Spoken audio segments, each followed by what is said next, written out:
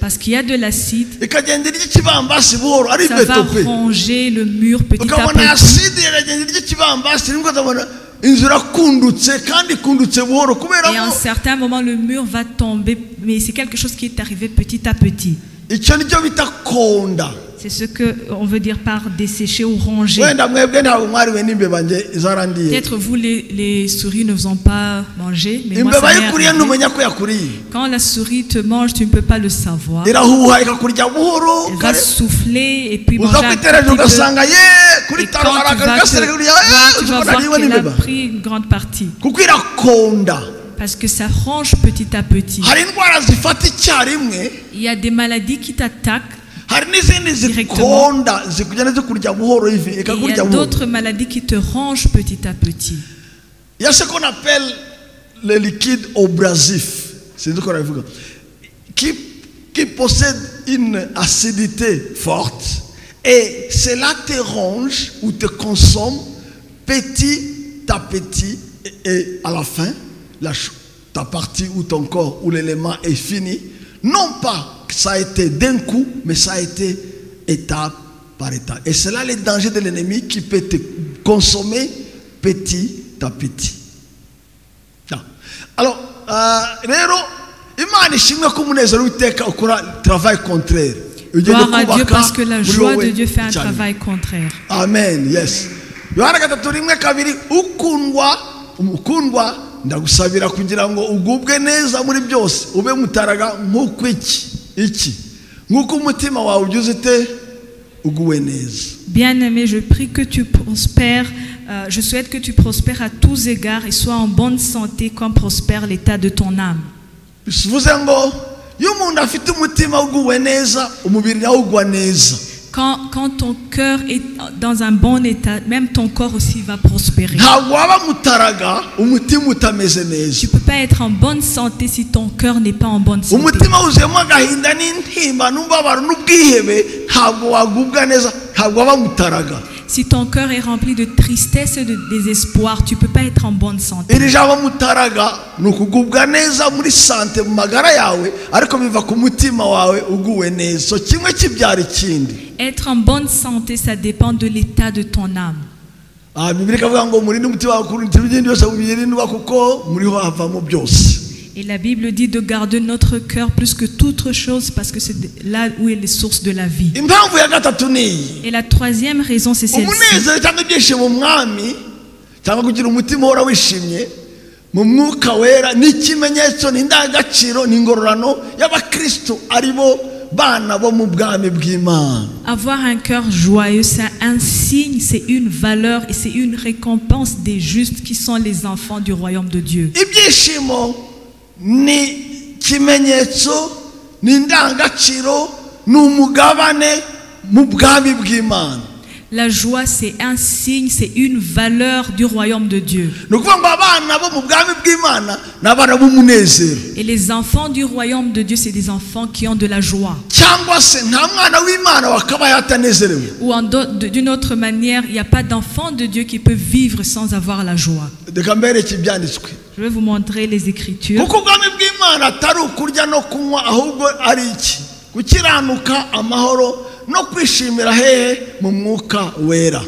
Parce que le royaume de Dieu, ce n'est pas le boire ni le manger, mais c'est la justice, la paix et la joie dans le Saint-Esprit. muri ibi biranga harimo gukiranuka amahoro ariko icyo nshaka kuvuga ni iki nuko kwishima mu mwuka wera nabyo ni ikiranga abo mu bwami bw'Imana. Je vais insister sur la joie dans le Saint-Esprit qui est une caractéristique des enfants du royaume de Dieu. mu yandi magambo twavuye mu bwami bw'umwijima bwo kwijima hanze n'indani Imana iratwimurikira mu bwami aho n'imitima yacu inezerwa kuko abana b'Imana abana b'ubwami bw'Imana n'abana b'umunezero. En d'autres mots, nous avons quitté le royaume des ténèbres et nous sommes entrés dans le royaume de Dieu où les enfants de Dieu sont caractérisés par la joie. muranabizi ko umunezero ni imwe mu mbuto z'umwuka wera. Et vous savez que la joie, c'est l'un des fruits du Saint-Esprit. Yesu hariya Bibiliya ivuga ngo muri uwo mwanya yishimira cyane mu mwuka wera.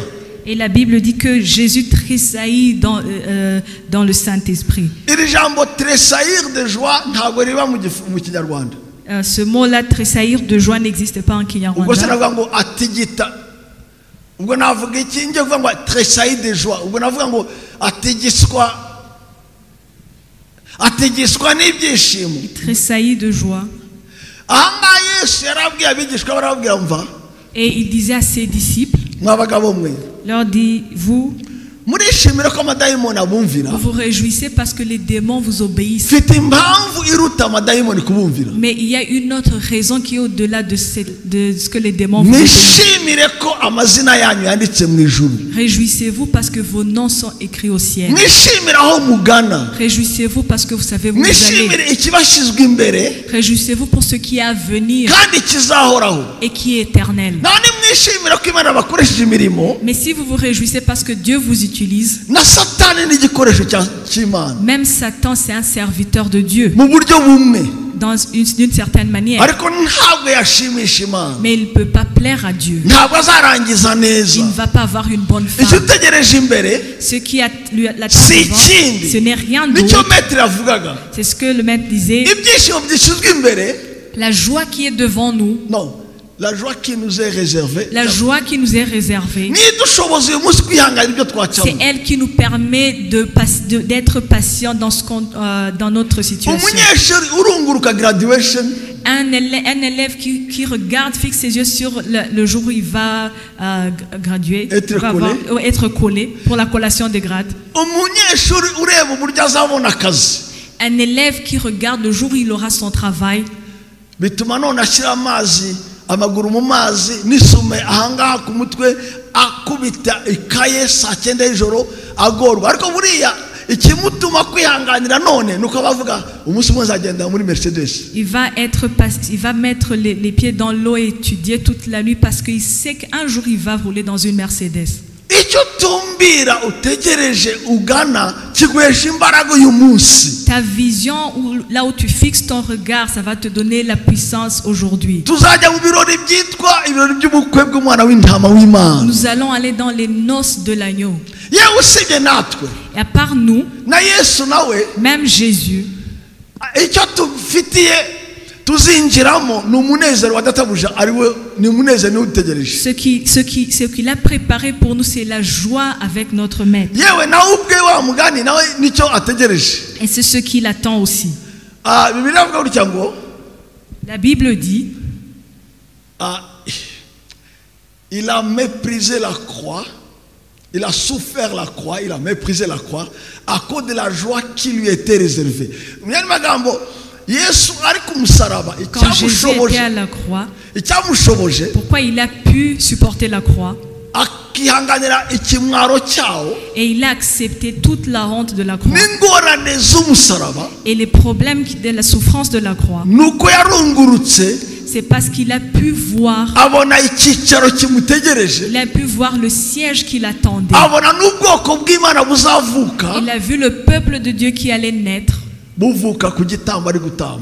par le sacrifice qu'il allait Reka mbivuge mu bundi donner. buryo, Je vais le dire autrement. sindabyara nko kubyara nyine ibise, Je n'ai pas sinzanabyara, encore mis au monde personnellement, biologiquement, et ça ne va pas arriver. cyane cyane noneho ko nahagaritse no kubyara. Surtout que je ne mets plus au monde, je n'ai plus d'enfants. Ariko nakishimye ko umubyeyi uri ahangaha dusobanurira iyo bamujyanye kuri stade d'accouchement agiye kubyara, urabizi ko buri kubyara uri hagati y'urupfu n'ubuzima. Mais j'aimerais qu'une maman qui est ici nous explique quand on l'amène pour aller mettre au monde, c'est comme si elle est au milieu de la vie et de la mort.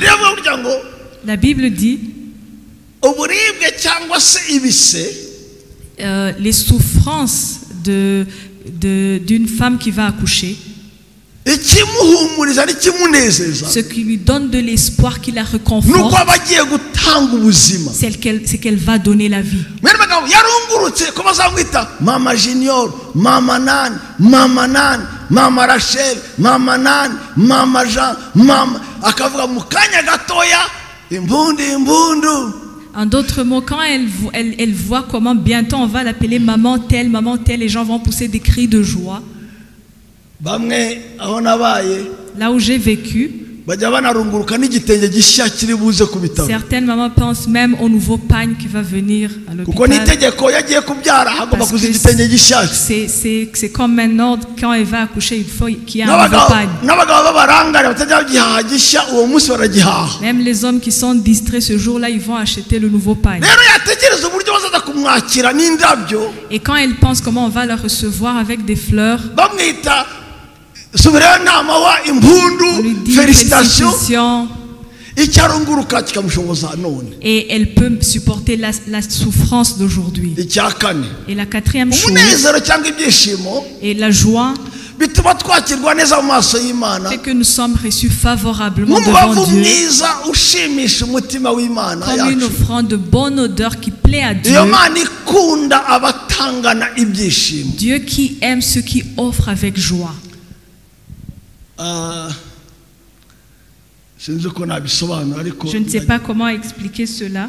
iyi zaburi y'ijana Dans ce psaume 100, ivuga uko Imana ishaka ko twegera mu nzu yayo. il parle de comment Dieu veut qu'on s'approche de son nk'uko palais. buri muntu yitwararika neza kugira ngo ajye kugaragara neza mu maso y'umutware agiye kureba. Comme chaque personne prend des précautions pour bien apparaître devant le roi ou un maître qu'il va voir. yewe na audience ya boss ufite interview urayambarira ukitegura kuvuga uti ndajya kureba boss havamo akazi. Et même quand tu vas pour une interview de travail, tu dois bien te présenter parce que tu penses que tu peux avoir un travail. mu kintu gishimisha Imana Et l'une des choses qui plaît à Dieu, ni ukuza mu maso yayo unezerewe. c'est de venir dans ses parvis avec joie. ndabisubiramo mu cy'Imana dushaka tuje kuyishaka. Ce que Dieu veut de nous quand on vient dans sa irashaka ko présence, tuza mu maso yayo il veut que nous venons devant sa face twishimye avec joie, tunezerewe yewe tunasakuza et même en poussant des cris de joie, tunishimye en étant joyeux, en tutaraka dansant, tuvuza induru. en poussant des cris de joie.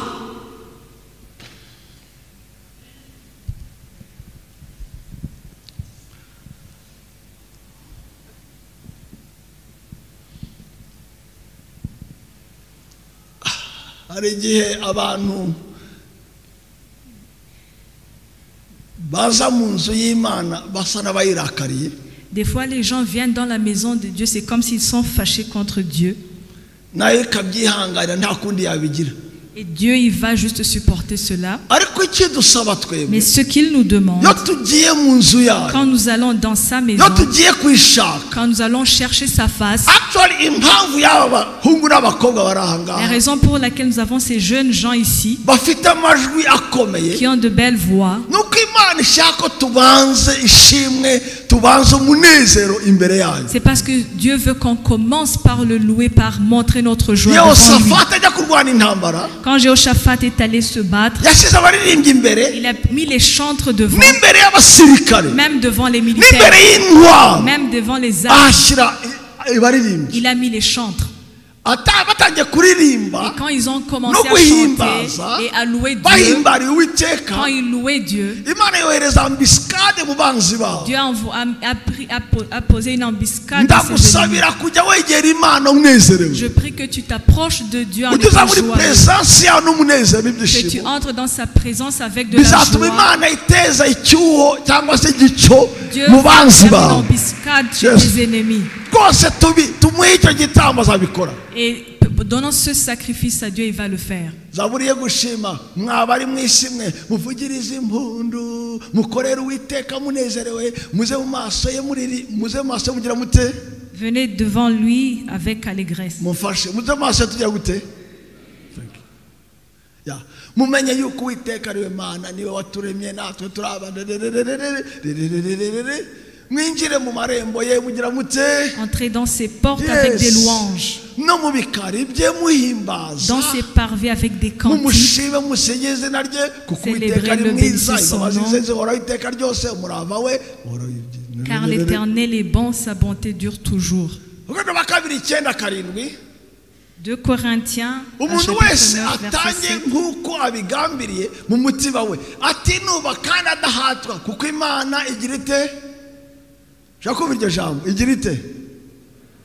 Que ikunda chacun abandi. donne comme il a résolu en son cœur, sans tristesse ni contrainte, car Dieu aime celui qui donne avec joie. iki kintu ngiye kukivuga gutya. Je vais parler ceci, je vais dire ceci.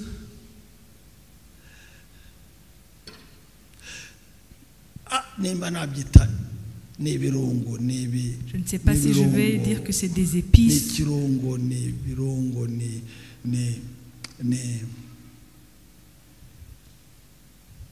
OK. Ugiye gutanga impano. Si vous allez donner un cadeau, wiyaranja ngo uyitange inapfunyitse neza. tu vas bien l'emballer. Ndetse hari abaza kupfunyika neza bagapfunyika n'ubusa. Il y a même ceux qui emballent très bien, mais à l'intérieur, il n'y a rien. Il y a quelqu'un qui m'a donné un cadeau à mon mariage. C'est même quelqu'un de très puissant. C'était quelqu'un de très puissant. C'était parmi les riches de là où je vivais. C'était quelqu'un de très puissant. Et comment le cadeau était, je me suis dit, ça c'est la fin. C'est vraiment la fin. Alors on a ouvert tous les cadeaux. Et celui-là c'était le dernier, on l'a mis de côté. On l'a mis de côté. Le 5e jour, on est entré dans la chambre. On s'est préparé. On va ouvrir le cadeau. C'était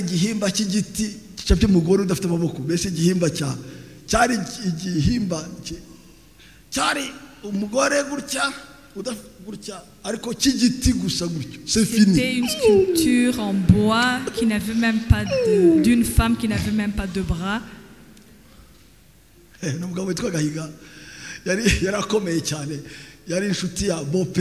C'était un ami de mon beau-père.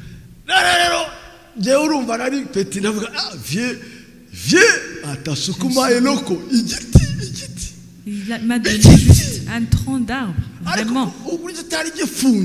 Mais la manière dont c'était emballé, on l'a gardé pour 5 jours. 5 jours d'attente.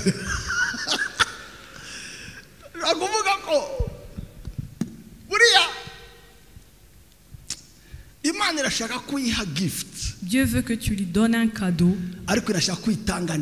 mais que tu le donnes bien. Comme le sel ajoute de la saveur à de la nourriture, c'est comme cela que la joie accompagne ton sacrifice. Cette parole qui dit qu'il donne ce qu'il donne avec joie. Ce n'est pas l'argent que tu donnes seulement qui va le plaire.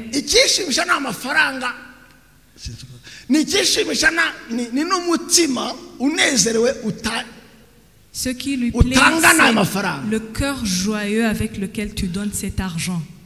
Je veux le dire comme ça. La nourriture peut être bonne, mais s'il n'y a pas de sel, même si c'est une très bonne nourriture,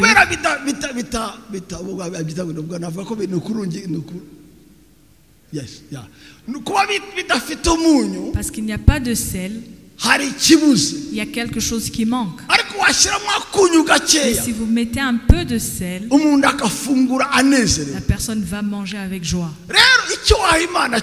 Alors tout ce que vous pouvez donner à Dieu, que ce soit l'argent, que ce soit ton temps, que ce soit ta force, que ce soit toi qui te donnes à Dieu, il veut que tu le fasses avec joie. Alléluia. Amen. Il veut que tu le fasses avec joie. Seigneur, je me donne à toi, mais je ne veux pas le faire comme si je n'ai pas de choix. Je ne veux pas le faire comme si je n'ai pas de choix. Je le fais parce que je le veux et avec joie. Parce que Dieu aime ceux qui offrent avec joie. Et le dernier terme dont je n'ai pas parlé la fois passée,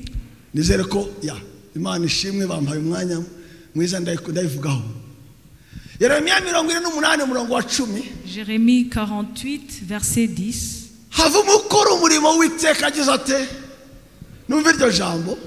Maudit soit celui qui fait avec négligence l'œuvre de l'Éternel. Mu Kinyarwanda baravuga mu Gifaransa négligence ariko mu by'ukuri négligence sugononwa. Kugononwa harimo no kutishima, harimo no guseta ibirenge, harimo na c'est murmurer. Yeah, yes. Donc avumwe ukora umurimo w'Iteka agononwa. Maudit soit celui qui fait l'œuvre de Dieu en murmurant. Nari ngiye gushyiramo ijambo avumwe ukora umurimo w'Imana atishimye. Maudit soit celui qui fait l'œuvre de Dieu sans être joyeux. Avumwe ukora umurimo w'Imana atanezerewe. Maudit soit celui qui fait l'œuvre de Dieu sans être joyeux.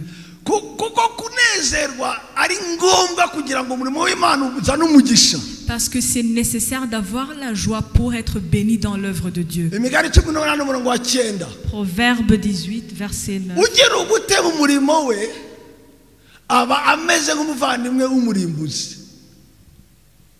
Celui qui se relâche dans son travail est frère de celui qui détruit.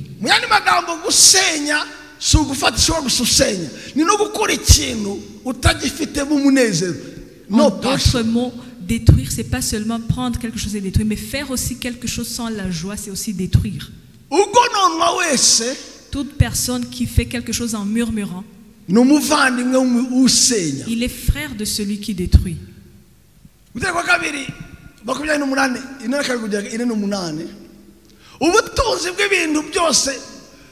bugusagiranye ntibwaguteye gukorera Uwiteka Imana yawe n'ibyishimo n'umunezero w'umutima nicyo kizatuma ukorera ababisha bawe Uwiteka azaguhagurukiriza. Pour n'avoir pas au milieu de l'abondance de toutes choses servi l'Éternel ton Dieu avec joie et de bon cœur, tu serviras au milieu de la faim, de la soif, de la nudité et de la disette.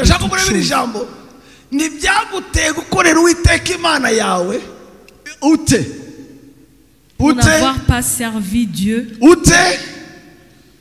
avec joie. Avec joie et allégresse dans ton cœur. Parce que tu ne l'as pas fait, tu serviras tes ennemis que l'Éternel enverra contre toi. Je vais poser deux questions. La première, pourquoi tes ennemis vont se lever? Parce que pourquoi l'Éternel va envoyer tes ennemis vers toi? Pourquoi l'Éternel va élever des gens qui vont te combattre? Pourquoi tu vas servir les autres? D'où vient cette malédiction?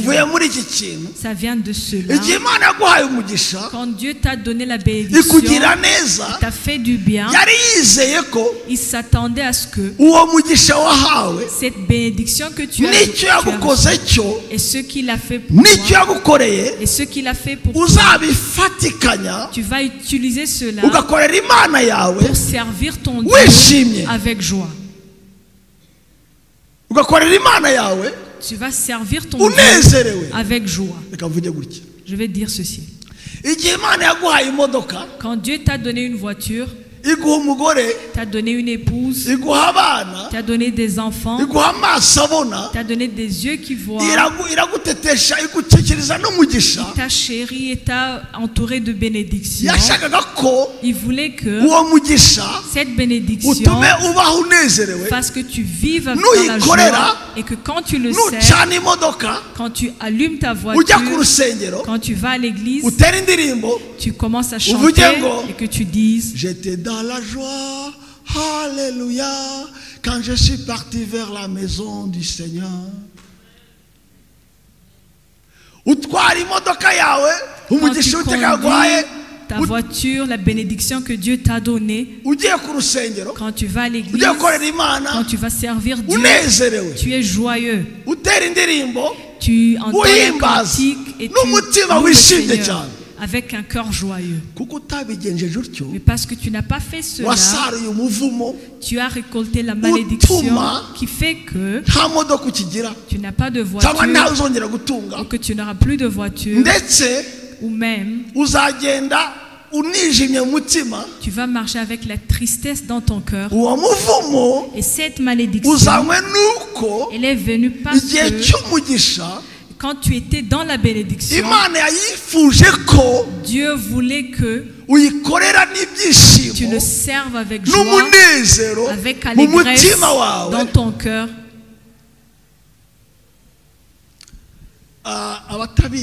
Ceux qui ne le savent pas, Dieu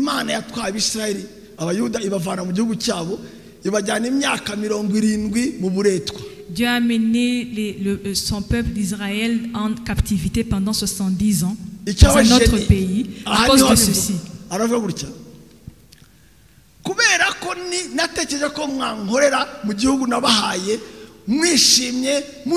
Parce que j'espérais que vous allez me servir dans le pays que je vous ai donné avec joie.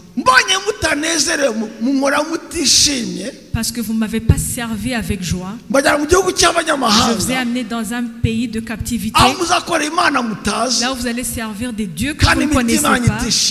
Et avec tristesse dans votre cœur. Mais ceci n'est pas votre malédiction. C'est pour d'autres personnes. C'est pour d'autres personnes qui sont très bien. Vous êtes ceux qui servent Dieu avec joie, avec allégresse. Et vous êtes dans sa bénédiction au nom de Jésus. Je suis toujours là.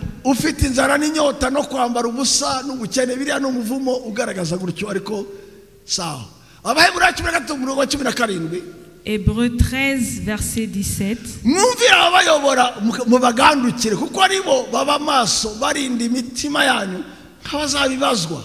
Obéissez à vos conducteurs et ayez pour eux de la déférence, car ils veillent sur vos âmes comme devant en rendre compte.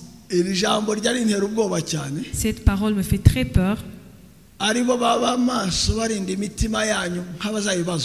Car ils veillent sur vos âmes comme devant en rendre compte. Je me demande le jour où Dieu va se tenir devant moi, il va me demander. Je ne vois plus tel. Où est-il? Je vais lui dire, je ne sais pas mon affaire. Il va me dire, je t'ai placé comme responsable. Tu étais responsable de son âme. Donne les comptes. Si je veux lui dire que ça ne me concerne pas. Je vais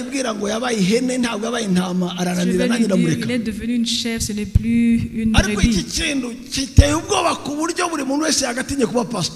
Mais cette chose, elle fait très peur. Toute personne devait avoir peur d'être pasteur. Parce que quand tu veilles sur les âmes des gens, ce mot rendre des comptes, actually ijambo kuvuga ngo kanaka ni se wo mu mwuka na makosa biblically papa wo mu mwuka numwe aba mu ijuru ariko papa w'ubugingo ni twebwe cyangwa se abo bashinzwe ubugingo bwa nk'ababazwa ubundi iriya jambo ngo urari papa mu mwuka na makosa technique ubundi papa mu mwuka ari mu ijuru numwe gusa. Il y a un seul père spirituel. ariko ngewe cyangwa se na Aroni n'abandi. Et moi ou les autres pasteurs qui sont ici, c'est des parents de l'âme. Si vous simplifiez leurs tâches, ils vont le faire avec joie. Si vous devenez des chèvres, ils vont prendre des bâtons. Mais voilà ce qui va les conséquences.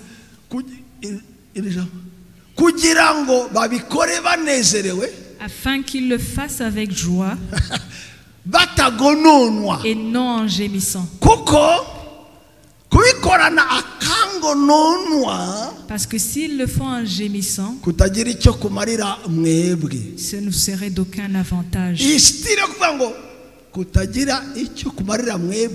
Si on dit que ça ne vous sert d'aucun avantage, c'est un euphémisme. C'est une façon de dire des choses très dures et tu le dis dans des paroles simples. Par exemple, au lieu de dire à une fille que tu l'aimes, tu lui dis je ne te hais point.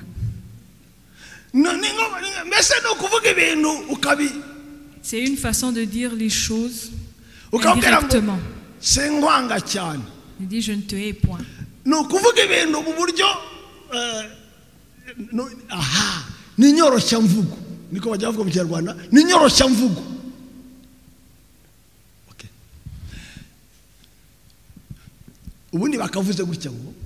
Normalement, il devrait dire,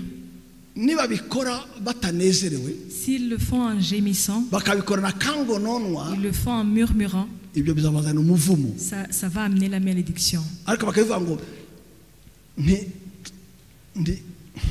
Mais ils l'ont dit d'une autre façon, ils ont dit ça nous sera aucun avantage. Ça ne sera pas bien pour vous.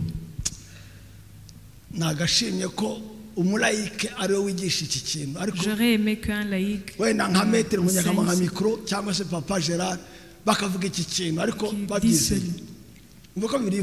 écoutez ce que la Bible dit. Si le cœur du pasteur est joyeux, il va libérer la joie vers ceux qui dirigent.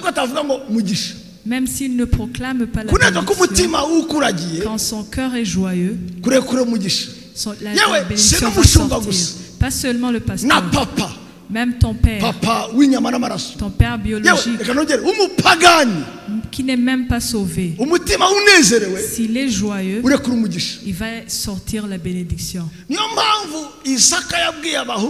C'est pour cela que Isaac a dit à ses fils, il a dit à Ésaü, il a dit va me chercher de la viande et que je me mange et que je me réjouis. Et quand mon cœur va se réjouir, je te dis la vérité, je vais te bénir.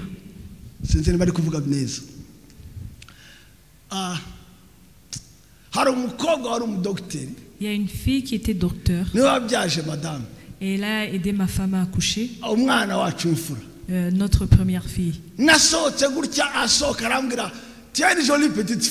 Et elle m'a dit tu es une jolie petite fille.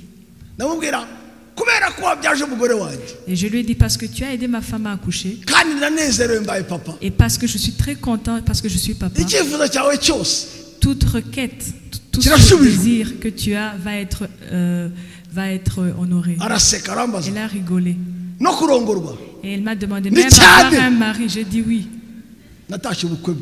et je suis allée à son mariage. Tout parent, que ce soit au ciel, que ce soit un parent de la vie, même un parent biologique, quand tu provoques sa joie, quand tu peux toucher son cœur et que tu le plais, je te dis la vérité, il va lâcher la bénédiction.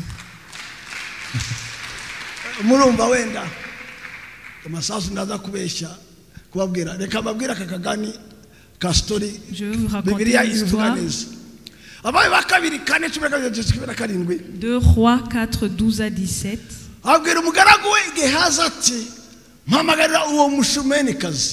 Il dit à Géasi son serviteur, appelle cette Tsunamite.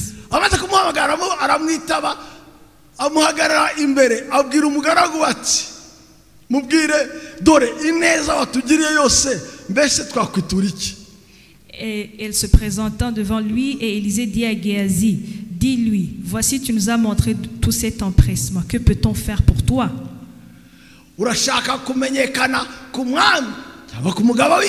Faut-il parler pour toi au roi ou au chef de l'armée? Elle répondit, j'habite au milieu de mon peuple. Et il dit, que faire pour elle?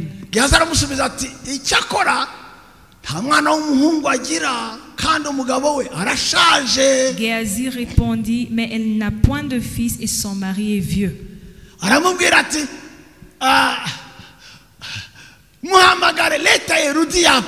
Et il dit, appelle-la.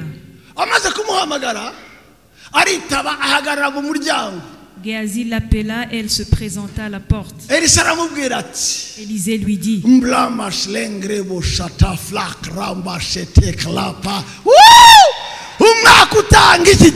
à cette même époque, l'année prochaine, tu embrasseras un fils.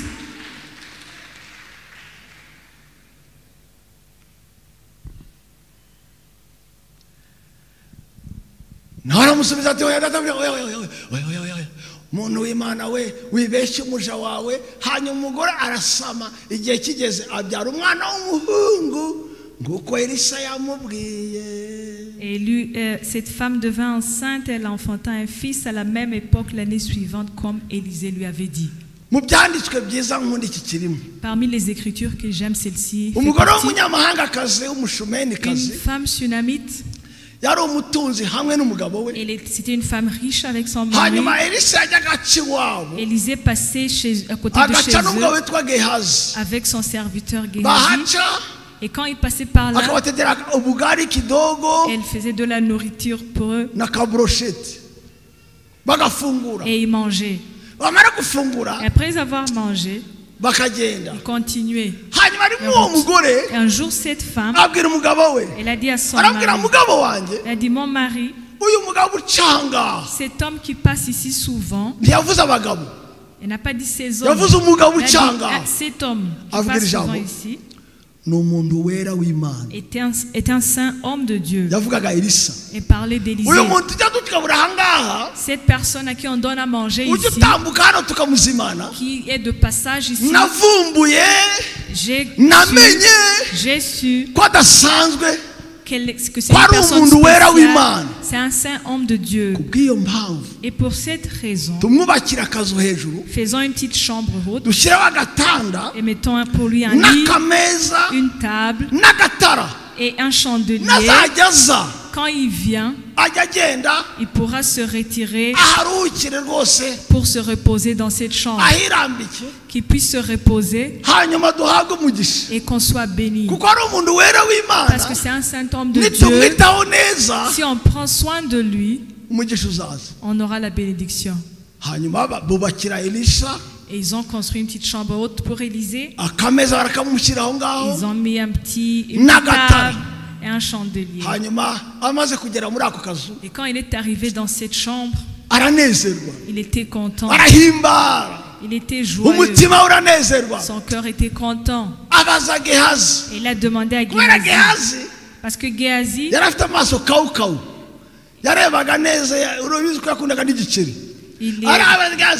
il aimait beaucoup l'argent. Il a demandé à Géhazi, qu'est-ce qu'on peut faire pour cet homme?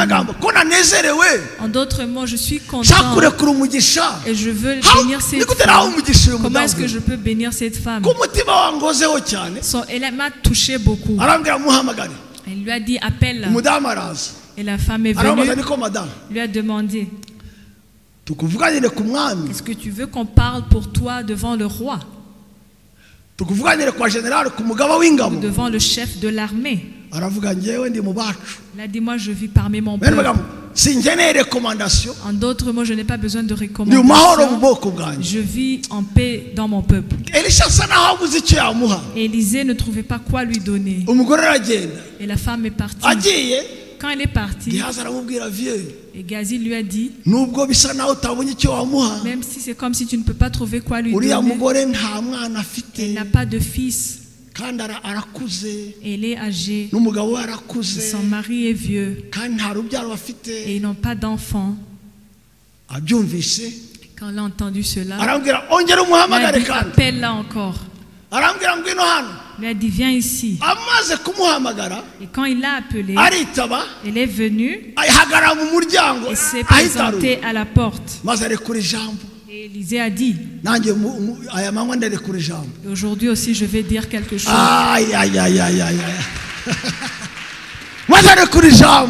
Il a dit une parole. Il a sorti une parole. Out of joy. À cause de la joie dans son cœur. Il lui a dit, madame, jeune fille, jeune homme, papa, l'année prochaine, tu auras un fils. Tu embrasseras un fils à cause de la joie qui est dans mon cœur.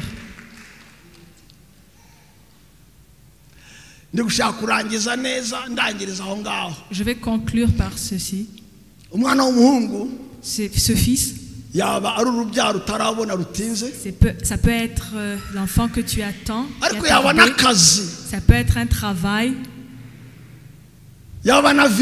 ça peut être un visa, ça peut être le mariage, ça peut être ta maison, ça peut être un autre souhait qui a tardé et qui est libéré par le ciel à cause du cœur joyeux.